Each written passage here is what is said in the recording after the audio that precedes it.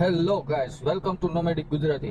तो आज 27 जून 2024 और आज हम फिर से एक बार बाहर निकल चुके हैं। राजकोट में ही है और राजकोट में जो साइंस सिटी है, जो राजकोट के लोगों ने भी नहीं देखा होगा, तो अभी साइंस सिटी में एक इवेंट है, तो उसमें हम जा रहे हैं। सभी लोग फैमिली में जा रहे हैं।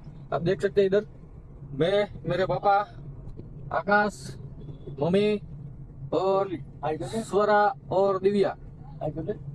तो अभी थोड़ी देर में पहुंचने वाले हैं साइंस सिटी में। देखते हैं अभी क्या होता है क्या नहीं।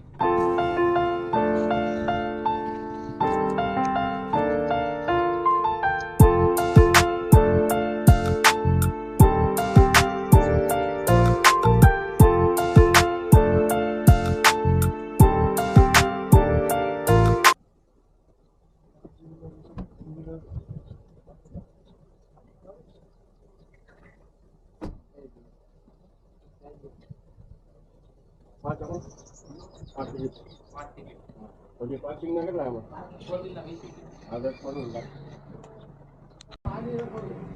ગાડી પડી ને એવી રીતના હતો 120 થાય 120 અને ઉપર પેમેન્ટ કરો ને આ ઉપરના ગેમ ઝોન બંધ છે કઈ વાંધો નહીં। એટલે કહી દઉં તમને ગેમ ઝોન માટે આવ્યા તો ગેમ ઝોન ઉપરના બધા ના, આજે કઈક ઇવેન્ટ છે ને 10 વાગ્યાની 10 વાગ્યાની કઈક ઇવેન્ટ હતી। હા, એના માટે જ હા આવ્યો। તો ચાલુ ના અમારે કેવું પડે ને કરતા ખાલી ગેમ ઝોન માટે આવ્યો છે બંધ હોય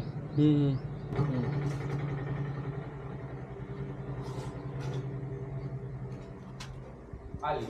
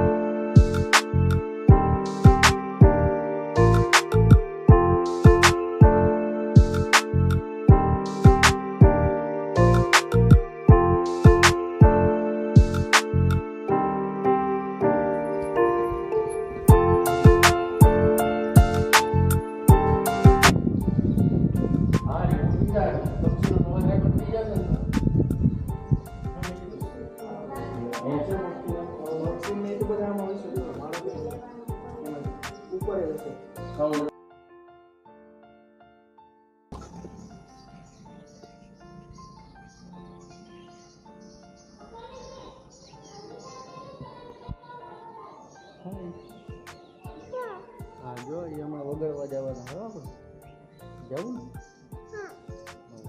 ये साउंड सिस्टम है ना सब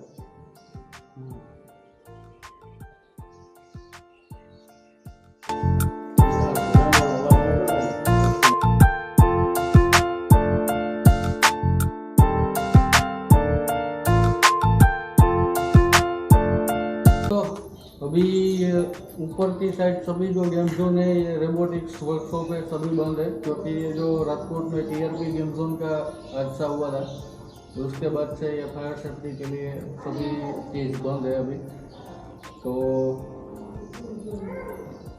फिर कभी मैं आपको दिखाऊंगा ऊपर के सभी नज़ारे। अभी बाहर से मैं आपको दिखाऊंगा। और अभी आज इवेंट है इधर, तो इसीलिए हम आए हैं। तो थोड़ी देर में 10:30-11 बजे शुरू होने वाली है इवेंट, तो उसमें भी हम जाएंगे। एक ग्लास कैसे बनता है, कैसे होता है, तो इससे बनता है, ये सभी चीज़ इसमें जानने को मिलती है। पर अभी ऊपर का सभी चीज़ बंद है। तो देखो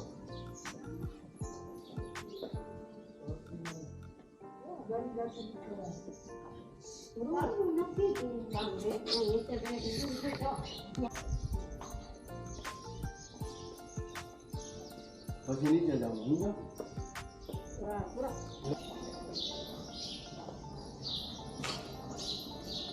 थ्री होलोग्राम जोन ये भी बंद है।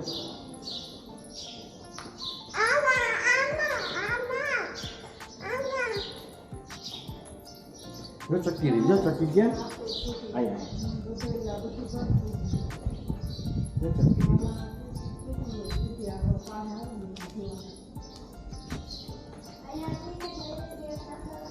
ओए ओए ओए बोल तो हेलो हेलो हेलो बोल तो हेलो गुजराती गुजराती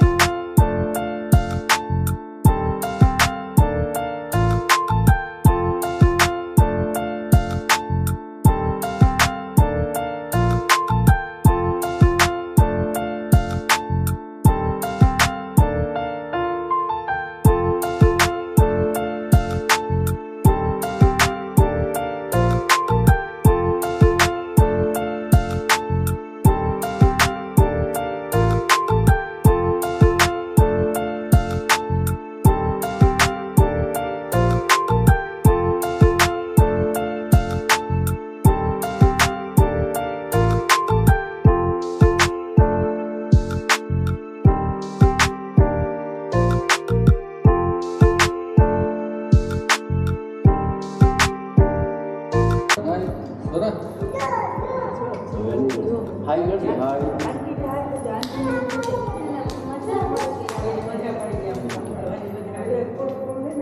હાઈ કરી હવે હાઈ કરી દો હવે નહીં કરે હવે ન કરે એ જૂનમાં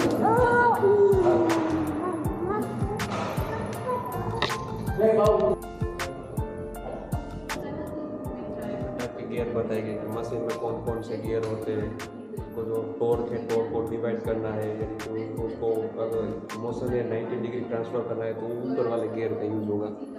वॉच पहनते हैं तो उसमें एक ही साथ में 3 वो घूमते हैं, उसके वजह से प्लेनेटरी गियर का यूज़ किया जाता है। तो डिफरेंट मशीनों में कौन से वो गियर કાતર છે હાણકી છે હથોડી છે બધા અલગ અલગ પ્રકારના સિમ્પલ મશીન છે જેમાં ફ્યુલ કે ઇલેક્ટ્રિસિટીનો ઉપયોગ નથી થતો અને સહેલાઈથી કામ થઈ જાય છે આપણે સિમ્પલ મશીન કહે છે।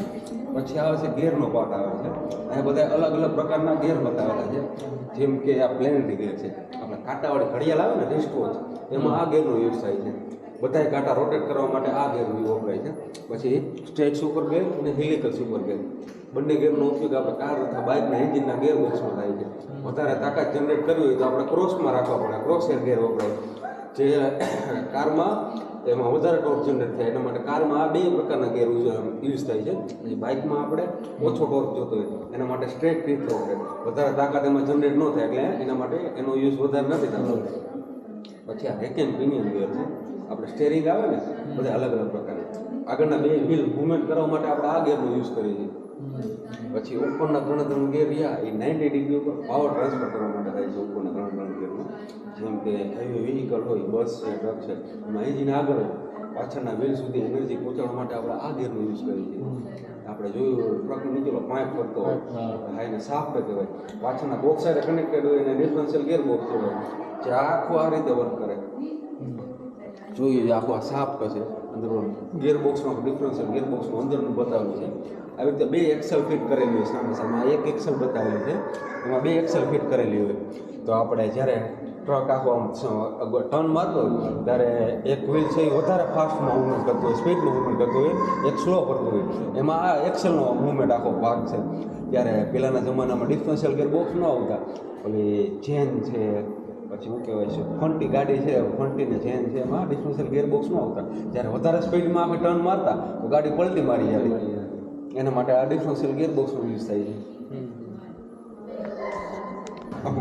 એક ચક્કર ફેરવ્યો એનાથી કેટલા ચક્કર રોટેટ થાય છે, નાનું ચક્કર કેટલી સ્પીડમાં ફરે છે, મોટું ચક્કર કેટલી સ્પીડમાં ફરે છે, એમાં કેટલી તાકાત લાગે ગેરનું આખું ડિટેલ્સ. આમાં મેઇન ચક્કર કયું મોટું? બધા મેન જ છે, ગમે એ ફેરવો તમે એક ફેરવો બધા કનેક્ટેડ છે. એક સાદી ભાષામાં કહીએ તો આપણે ગુજરાતી ભાષામાં પહેલાના જમાનામાં કૂવામાંથી પાણી ખેંચવા ઉપયોગ કરાયો, ઉપયોગ થતો ગરગડીનો એ જ ગરગડી છે.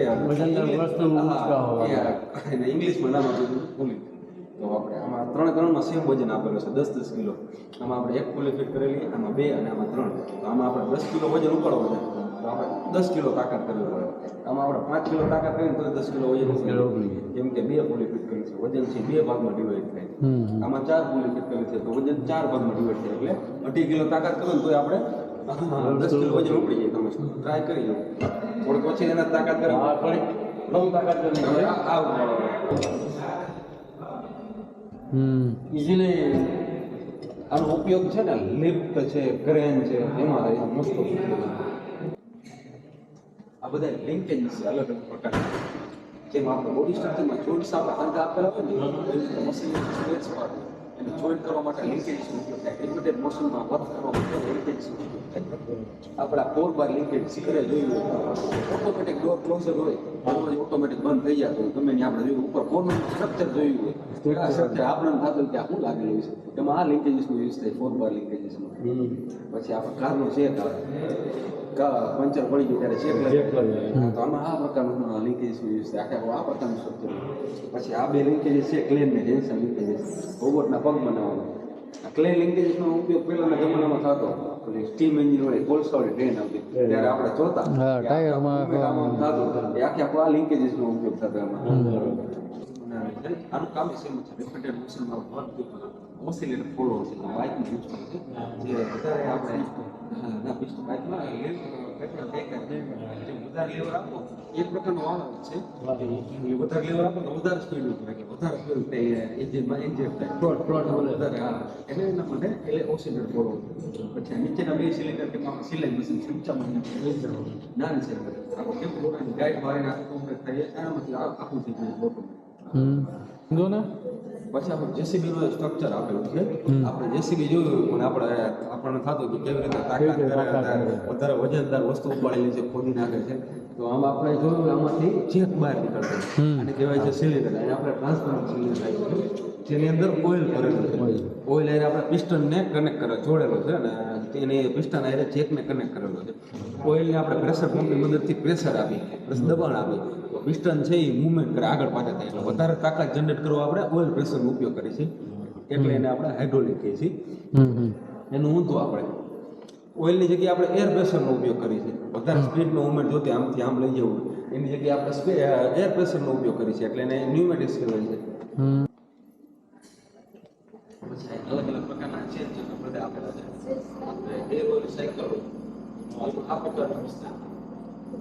પછી આ સાદી સાયકલ બહુ આગળ છે, આગળ પાછળ પછી બાઇકમાં આ પ્રકારનું એકા બીજા પાવરમાં એકમાં પાવર ટ્રાન્સફર કરવા માટે એમાં આમાં સેમ આપેલું છે તો સેમ પાવર ટ્રાન્સફર કરવું તો એના માટે સેમ વધારે પાવર ટ્રાન્સફર કરવું તો આગળનું જોખમ મોટું છે, પાછળનું જોખમ નાનું એનર્જી ટ્રાન્સફર કરવા માટે આગળ ઉપયોગ થાય છે. અને જેટલા પાર્ટ જોઈએ ને બેઝિક પાર્ટ થાય. કોમ્પ્લેક્સ મશીનમાં બધી જગ્યાએ પાર્ટનો ઉપયોગ થાય છે. તો અહીંયા આપણે પાવર જનરેશન સાયકલ છે, એમાં આપણે પુલી આપેલી છે, પુલી આગળ જોઈ ગયા, પુલી એટલે ચેન ચક્કર કનેક્ટ કરેલા છે, બાજુમાં આપેલા છે. અને લાસ્ટમાં આપણે ડાયનેમો કનેક્ટ કરેલું છે. ડાયનેમો એક પ્રકારનું જનરેટર છે જે પહેલાના જમાનામાં આવતો, આપણે સાયકલ આવતી, આગળ લાઇટ સાયકલ આવતી, પાછળના વ્હીલ આપણે કનેક્ટ કરી, જેમ આપણે વધારે સ્પીડથી સાયકલ ચલાવતા એમ આગળનો સાઈડો આપણે વધારે પડતા, જેમ વધારે સ્પીડમાં ફેરવી આપણે પેન્ડલ મારી એમ વધારે સ્પીડમાં પુલી ફરે, પુલીથી ચેન ચક્કર ફરે, જેમ વધારે સ્પીડમાં ડાયનેમો ફરશે તો ઇલેક્ટ્રિસિટી વધારે જનરેટ થાય.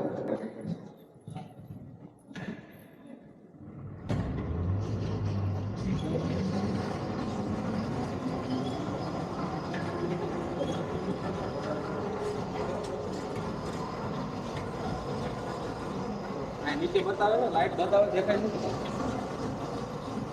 યલો કલરની છે ને એટલે લાઈટ બધી નથી દેખાતી, ઓછી દેખાય એટલે અંધારું કરવું પડે. અને વોલ્ટેજ બતાવે છે 4-5 વોલ્ટ.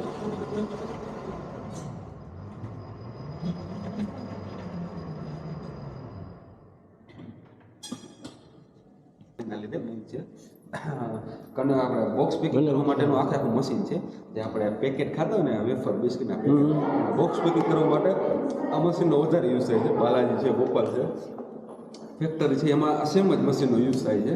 આખો કન્વેયર બેલ્ટ છે, એની ઉપર અત્યારે રેડ બોક્સ ગોઠવેલા છે જે આ કન્વેયર બેલ્ટ આખો ઘૂમતો ફરતો એમાંથી પીક કરે અને આખા બોક્સ, આ મોટું બોક્સ એમાં પેક કરે, પ્લેસ કરે, પીક એન્ડ પ્લેસ કરે અને આખું બોક્સ ભરાઈ જાય ઓટોમેટિકલી આગળ વધી જાય. આખું ન્યુમેટિક છે, આખું એર પ્રેશર ઉપર વર્ક કરે છે.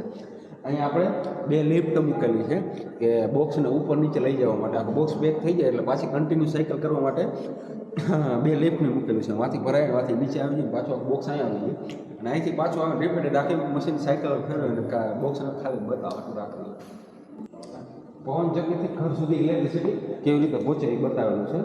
આપણે જોયું કે પવન ચક્કી ફરતીની બાજુમાં પાવર હાઉસ આપેલું હોય, ત્યાંથી પહેલાં ઇલેક્ટ્રિસિટી જનરેટ થાય તો ત્યાં પહોંચાડે પાવર હાઉસમાં, પછી ટ્રાન્સમિશન લાઇન થ્રુ સબસ્ટેશન સુધી પહોંચાડે, સબસ્ટેશનથી આપણા ઘરમાં ડીસી ટ્રાન્સફોર્મર મૂકેલું હોય ત્યાં સુધી પહોંચાડે, પછી આપણા ઘર સુધી. એટલે અહીંથી પવન ચોકીમાંથી સ્ટેપ અપ કરે, જેટલી ઇલેક્ટ્રિસિટી જનરેટ થાય પાવર હાઉસ, હા ત્યાંથી પછી પાવર હાઉસમાં પહોંચાડે, ત્યાંથી પછી 66 કેવીની લાઈન, 66 કેવીની વોલ્ટેજ લાઈન, પછી ત્યાંથી સબસ્ટેશન સુધી પહોંચાડે, ત્યાં માઇનર કરે વોલ્ટેજ, પછી 11 કેવીની લાઈન આપણે 11 કિલોમીટર 66 કેવીની લાઈન આખું મિનિમાઇઝ કરી આમાં કંટ્રોલ કરીને આપણે ઘર સુધી ટ્રાન્સફોર્મર કરે. પછી ટ્રાન્સફોર્મર છે 11 વોલ્ટની લાઈન એમાંથી પાછું મિનિમાઇઝ કરે અને પછી આપણે ઘર સુધી 230 વોલ્ટ આપણે જો બહારથી પવન ચક્કી જોતા હોય તો આપણને લાગે ધીરે ફરે છે, તો આપણે ઓલા ચક્કર ફેરવ્યા હતા ને આખા ઓલા આગળના ચક્કર ફેરવ્યા હતા ને તો ઓલું મોટું ચક્કર ધીમે ફરતું હતું, નાનું ચક્કર વધારે સ્પીડમાં ફરતું હતું. તો આ એક આખું મોટું ચક્કર છે જે એકવાર ફરે, આખું એક રાઉન્ડ મારે તો આપણે ધીરે ફરે. તો અંદર એની સાફ કનેક્ટ કરેલું, સાફ કરીને ગેર જોડેલા હોય, ગેરની પાછળ નાના ચક્કરને છેલ્લે લાસ્ટમાં જનરેટર જોડ કરેલું. આ એક રાઉન્ડ મારે તો એને તો વધારે સાફ તો ફરે, સાફથી વધારે ગેર ફરે, ગેરથી વધારે ઓલા નાના ચક્કર ફરે, લાસ્ટમાં જનરેટર વધારે સ્પીડથી ફરે એટલે વધારે ઇલેક્ટ્રિસિટી જનરેટ થાય. આ હવાથી ચાલે એટલે આપણે એને વિન્ડ ટર્બાઇન કહીએ. આ પાણીથી ચાલે છે એને આપણે હાઇડ્રો ટર્બાઇન કહીએ. પાણીના પ્રેશરથી અને રોટેટ કરવામાં આવે છે. પાછળ આ જ મિકેનિઝમ ગોઠવેલો હોય, પાછળ પાણીથી ઇલેક્ટ્રિસિટી જનરેટ થાય, આપણે હવાથી ઇલેક્ટ્રિસિટી, હવાથી ફરે એટલે ઇલેક્ટ્રિસિટી જનરેટ થાય, વિન્ડ ટર્બાઇન કહીએ અને હાઇડ્રો ટર્બાઇન કહીએ. 10 કિલોવોટ ડેમ છે નર્મદા નદી પાસે, તો ત્યાંથી આપણે ઇલેક્ટ્રિસિટી પાણીના પ્રેશરથી એને રોટેટ કરવામાં આવે છે ટર્બાઇનને એટલે ઇલેક્ટ્રિસિટી જનરેટ થાય. ત્યાંથી આપણે પાવર હાઉસમાં પહોંચાડે પહેલાં, પછી સ્વિચ યાર્ડમાં પહોંચાડે, પછી ટ્રાન્સમિશન લાઇન થ્રુ આપણે ઘર સુધી પહોંચાડે. આખું સ્ટેપ બાય સ્ટેપ બતાવેલું છે.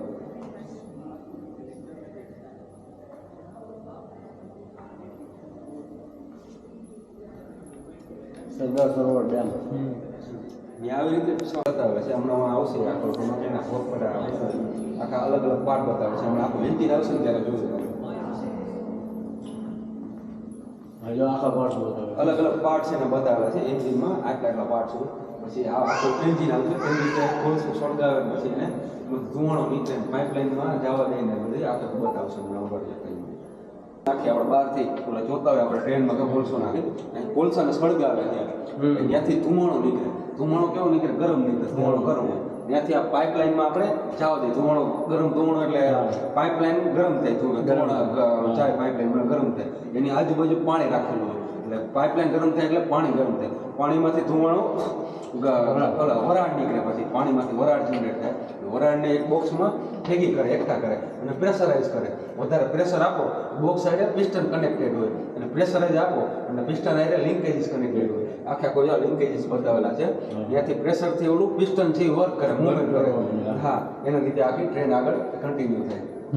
સ્ટીમ એન્જિન વાળા, એના પછી ડીઝલ એન્જિન આવ્યું અને એના પછી ઇલેક્ટ્રિક એન્જિન આવ્યા.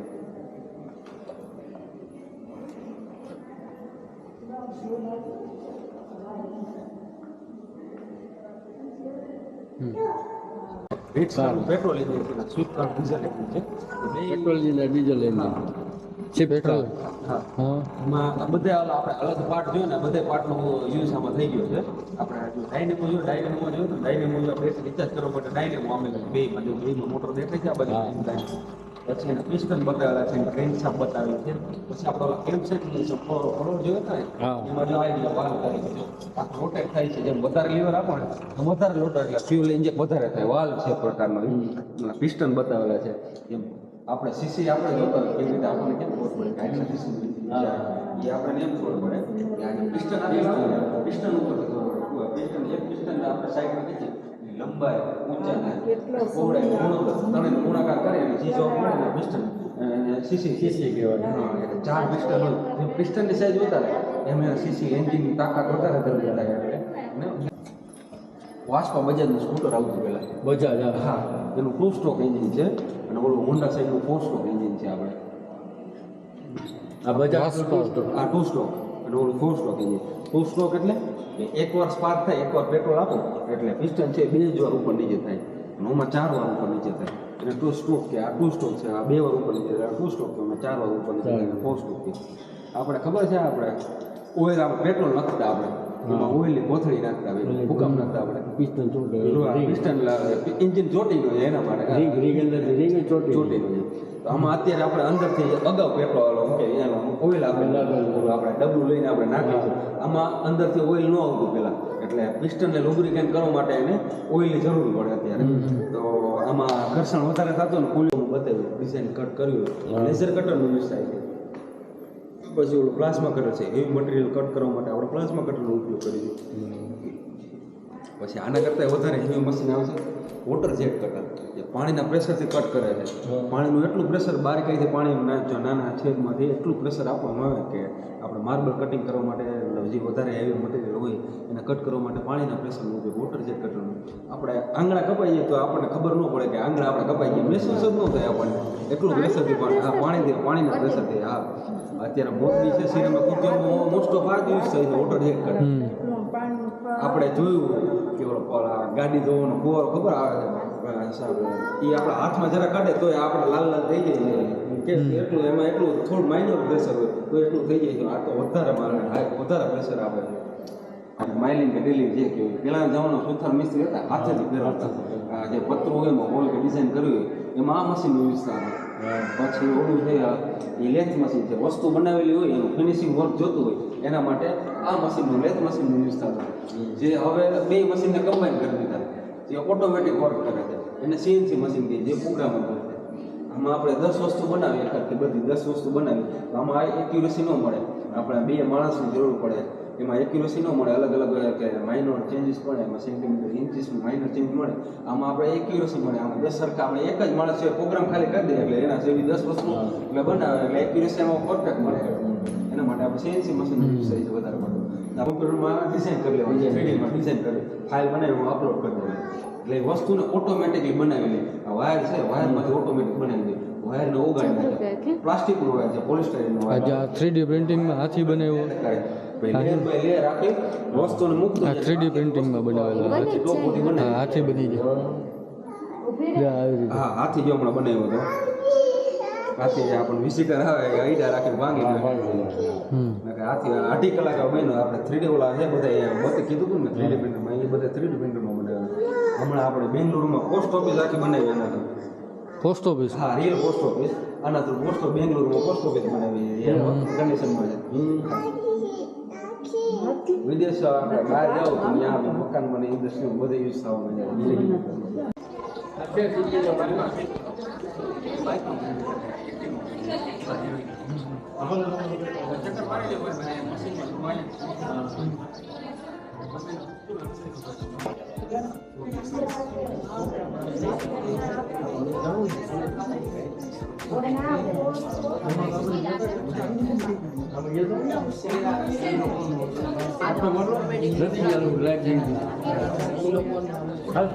સબસ્ક્રાઇબ કરજો